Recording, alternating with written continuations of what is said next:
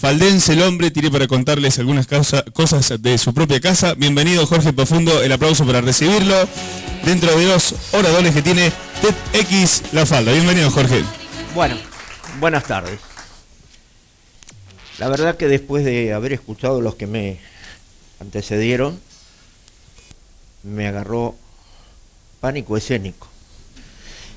Pero por no ser original, porque lo que hablaba Miguel Ángel antes de la nube, todo lo que todos dijimos y lo que yo quiero decir, tiene un hilo común. Esto, por supuesto, está fuera de lo que yo pensaba decir, que lo voy a decir después. Para equilibrar este miedo, creo que este es un estímulo. Primero nos ha reforzado en mí la idea de que los seres humanos somos mucho más parecidos que diferentes, y en cualquier lugar del mundo, por suerte. Y es un estímulo y es un apoyo para que esto que se hace hoy acá siga creciendo. Bueno, los seres humanos siempre hemos necesitado lo que llamamos los recursos naturales. Para vivir, para alimentarnos, para protegernos, para comunicarnos. Lamentablemente la disputa por esos recursos también le han traído a la humanidad las condiciones más trágicas, como las guerras, el desprecio por los semejantes y el descuido del lugar que nos toca vivir, que es el pequeño planeta. Ahora bien, ninguno de nosotros dejaría ni un diamante, ni un billete, ni una porción de alimento que estuviera en buenas condiciones y pudiéramos guardar, tirada por ahí o descuidada. Sin embargo, cosa curiosa, hacemos algo parecido y casi permanentemente con el recurso más básico que existe en el universo, que es la energía. La vemos pasar, la despreciamos, la usamos mal o no le damos importancia. ¿Alguno puede creer que los diamantes son más valiosos que una porción de energía? Está completamente equivocado. Con energía podemos hacer diamantes, alimentos, por supuesto billetes, ¿sí? No podemos. La energía está en la base del universo que nos toca vivir. Es más, hoy sabemos que la energía y la materia son solamente dos expresiones de la misma cosa. Nosotros somos partícipes activos y pasivos de transformaciones de energía para obtener lo que necesitamos para vivir. Bueno, por otro lado, como a mí me gusta la arquitectura, leyendo, siempre uno logra ver que en todos los tiempos, para utilizar el calor o la luz que se necesita para vivir en una casa lo más confortable posible, se han tenido en cuenta las condiciones, cómo nos ilumina todos los días el sol, de donde se obtienen básicamente la energía diaria. Es nuestra sociedad tecnológica, en realidad, la que ha hecho posible hacer arquitectura sin prestarle atención al uso racional de la energía, y por supuesto yo entiendo que ha sido un retroceso y un desperdicio enorme de recursos. Con la primera derivación de este tipo de conceptos y de pensamientos es que por lo menos debiéramos sentirnos obligados a utilizar la energía con la mayor eficiencia posible, cosa curiosa que no siempre pasa. Con estas ideas dando vuelta, hace unos 25 años, yo me vi en la necesidad, el problema y la suerte de tener que construir una casa para vivir con mi familia. Y entonces decidí hacerla lo más eficiente posible. Y el uso lógico era lo que casi todos ahora llamamos casas solares, porque es la energía que tenemos disponible todos los días. Yo les puedo dar rápidamente un par de valores que nos puede ubicar. En la provincia de Córdoba nada más, en la zona donde nosotros vivimos, la irradiación que todos los días tenemos del sol, que es más o menos 5 kilowatts por metro por hora, permanentemente todos los días de promedio, si la multiplicáramos utilizando solo una superficie de 30 metros cuadrados, que es lo que tiene cualquier techo chiquitito, y lo multiplicamos por el valor que vale el kilowatt en la factura de la compañía de electricidad, nos daría más o menos 30.000 pesos. Y no nos damos cuenta de esto y la dejamos pasar. Por supuesto que esto es una idea teórica solo para ubicarnos, porque eso significaría que podemos usar el 100% de la energía, cosa que no es posible, pero aunque fuéramos poco eficientes con el 20%, es muchísimo recurso, y que hemos tomado como quizás una mala costumbre, en vez de optimizar los que tenemos y usarlos de la mejor manera o más racionalmente, propender a salir a conseguir más. Cuando conseguimos más, sin utilizar bien los que tenemos, nos va a pasar inevitablemente lo que todos, y más con mayor certeza lo puedo decir los que aquí participan, se dan cuenta que este camino nos llevará más rápido que tarde al desastre. Bueno, decía que con estas ideas en mente me viene la necesidad de hacer una casa. Entonces decidí hacerla lo más eficiente posible, y obviamente el recurso de la energía del sol era el primero a considerar. Para hacer la casa me fijé algunos objetivos, algunos primarios y otros deseables. Entre los primarios estaba utilizar la energía del sol radiante y difusa de la mejor manera posible. Entre los primarios estaba hacer una casa no muy grande, no tenía tanta plata como pero cómoda, hacer una casa lo menos original posible. ¿Por qué? Porque yo no podía arriesgar que los ahorros de mi familia fueran destinados a algo que pareciera original o que no tuviera valor. El valor de las cosas está dado, el valor económico, por lo como lo ven los demás. Bueno, como objetivos secundarios o accesorios, el primero fue difundir en las ideas en que creo y poner en práctica muchos de los conocimientos que yo tenía, y resultó algo como eso. Esos son esquemas que me están ayudando desde allá, que solamente marcan qué decidí hacer y cómo salió. En una casa uno busca abrigo, tener luz, tener energía para calentar el agua, que se usa todos los días. Y hay tres aspectos que, si bien tienen que ver con el uso de la energía, deben tratarse de una manera claramente diferente. ¿Cuáles son los tres aspectos? La calefacción, déjalo ahí. La calefacción, el calentar el agua y accesoriamente, cosa que yo tuve suerte de ir logrando, cómo se calienta el agua de una pileta. Los tres tienen una necesidad, que es energía, pero no deben tratarse de la misma manera. En la calefacción yo decidí utilizar, hay muchísimos sistemas y combinaciones de sistemas infinitos. Utilizar, siguiendo algunos principios básicos en los que creo, las siguientes premisas. Deberá ser pasiva en la medida de lo posible. Primero, porque creo que cuando un problema tiene muchas soluciones, la mejor es la más simple. En general, cuando se trata en casas unifamiliares de este tema, hay dos. Lo que se trata en realidad, en principios muy simples, la energía intermitente, que ahora le llamamos, que es la obtengo del día, la necesito para cuando baja la temperatura, que suele ser la noche, y que me la entregue lentamente. Para eso, el principio es elemental, es muy simple.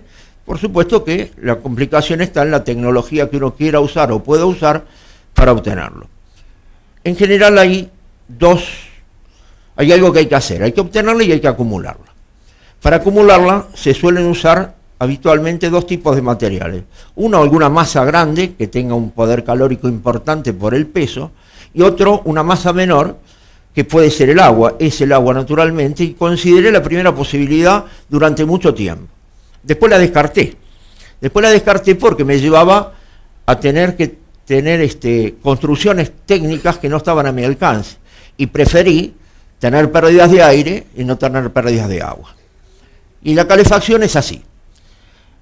Es muy simple. Es un techo que es todo un colector que en principio yo lo hice de vidrio y ahora con el tiempo, ya les voy a contar brevemente, fue modificado, y que lo que hace es generar calor por el conocido efecto invernadero, que es que la radiación de frecuencia algo alta, que es la del sol, pasa a través del vidrio, pero no se escapa cuando se transforma en calor, que es una radiación de menor frecuencia, y queda encerrada en la parte interior del invernadero, que en este caso podemos decir que es la casa.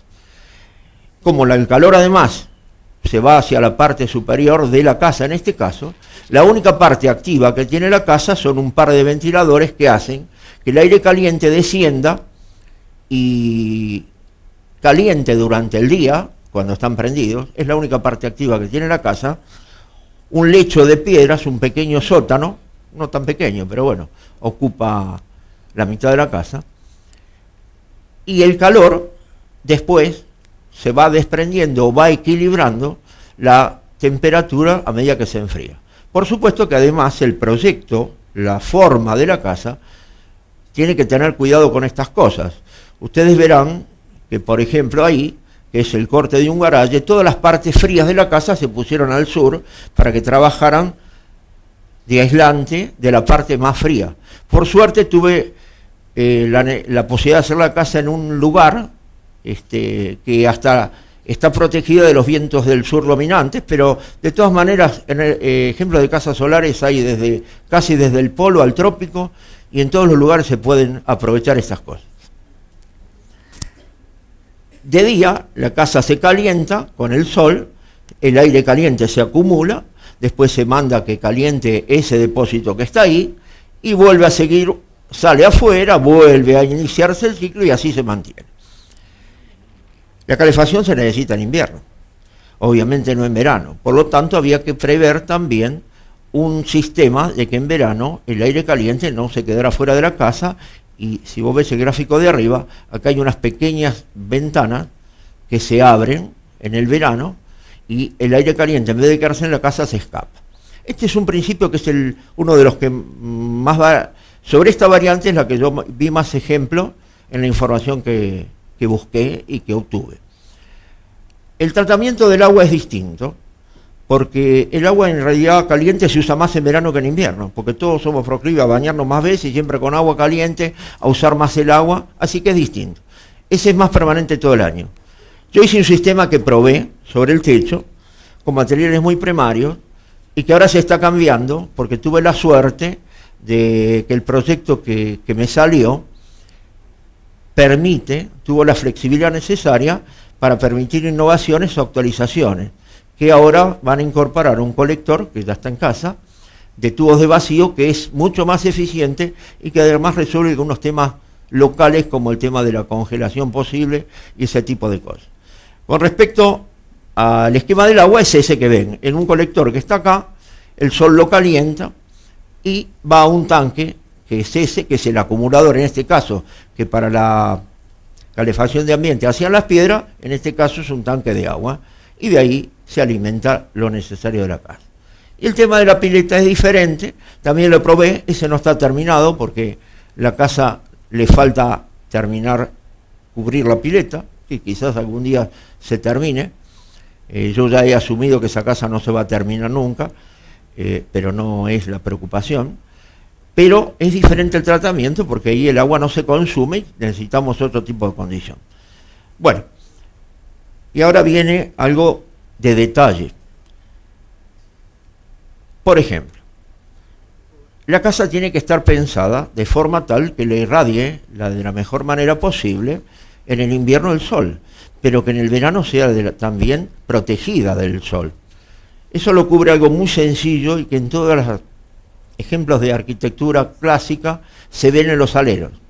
Menos, y de vuelta a nuestros errores actuales, a una manera de hacer casas que la verdad que yo comparto estéticamente mucho el diseño, pero que no tienen aleros, porque nos basamos con que total le da el sol en el verano y tenemos plata suficiente para prender el aire acondicionado. Otro desperdicio de energía. Este corte, que está hecho en un plano completo, muestra bien el funcionamiento de esto. Este es el tubo por donde baja el aire caliente y se obtiene esto. Otro tema de la casa muy notorio es que se han distribuido los ambientes de forma tal de que tenga la mayor iluminación natural posible. Y creo que se ha logrado porque, más allá que todos prendemos la luz cuando no la necesitamos, en casa se podría, mientras haya la luz solar, prescindir de la energía eléctrica, que no tiene una connotación económica, o por lo menos no me parece a mí, tiene una connotación de otra clase, que es que nosotros no podemos ni debemos, por supuesto, evitar considerarnos seres biológicos donde el ciclo día-noche está en nuestros genes y por lo tanto creo que nos sentimos mucho mejor con la iluminación natural que con la que no es. Y este es otro de los problemas o de los que yo considero que debería que tener cuidado, que en realidad nuestra sociedad tecnológica es la única que puede hacer arquitectura utilizando para todo el día, las 24 horas del día, la iluminación artificial. Bueno, la casa, esta que ustedes ven, está a 1200 metros de acá y yo vivo en ella con mi familia desde hace 25 años. ¿Cuáles fueron los beneficios? La verdad que los beneficios en dinero se podrían, con un cálculo fácil, hacer rápidamente. Pero hay, a mi entender, un beneficio mucho más importante y más grande, que fue, me obligó a adquirir conocimientos y a reforzar los que yo ya tenía. Pero me obligó a algo más. Acá hemos hablado de conocimiento y con toda certeza hemos dicho que no somos pobres, somos ignorantes, que es bastante diferente.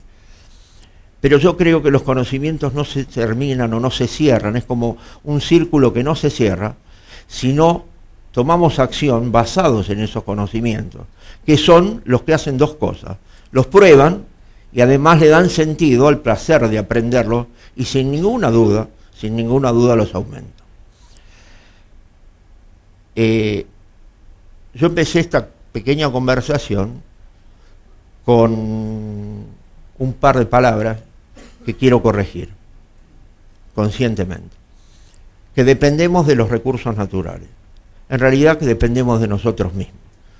Cada uno de nosotros lleva el regalo más espectacular que los átomos han podido darnos, que es nuestro cerebro, es el sistema más complejo que el universo que conocemos tiene.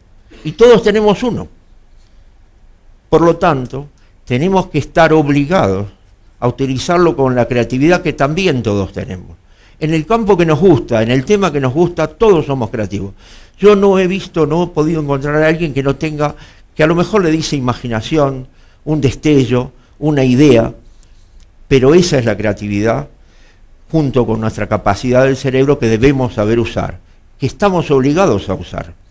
Y la tenemos que usar con el coraje de aplicar lo que sabemos y con la modestia de saber que nos vamos a equivocar, pero que vamos a corregir y que de esa equivocación vamos a aprender más. Ese es el mensaje que a mí me parece que me dejó la casa, que es el de más valor. Nosotros estamos obligados a cuidar la energía y estamos obligados a pensar. Estamos obligados y tenemos que hacerlo de una manera muy consciente. Hay otra palabra que siempre dando vuelta y somos proclives a echarle la culpa a los demás, que se llama dependencia. Dependemos de nosotros mismos.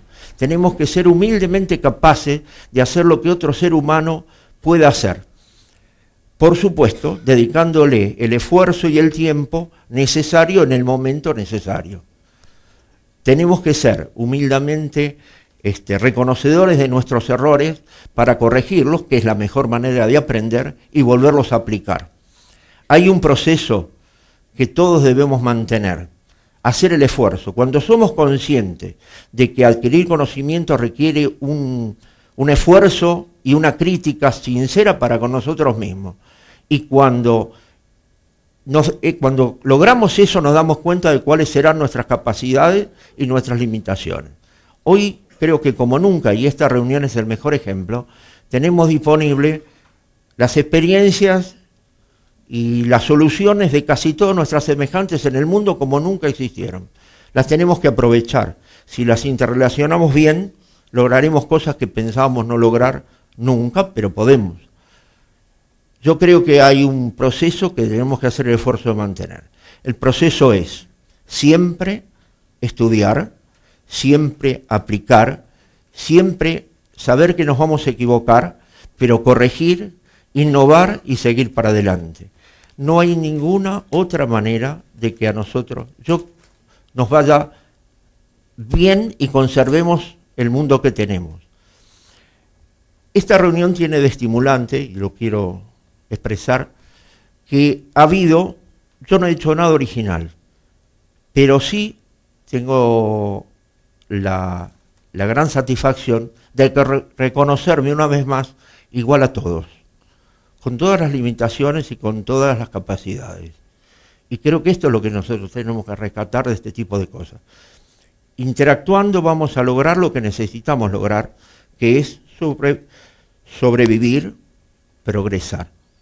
No vamos a poder hacerlo de ninguna otra manera. La solución de nuestros problemas está en nosotros, en ningún otro. Solo que tenemos que hacer el esfuerzo de reconocerlo y llevarlo adelante. Muchas gracias.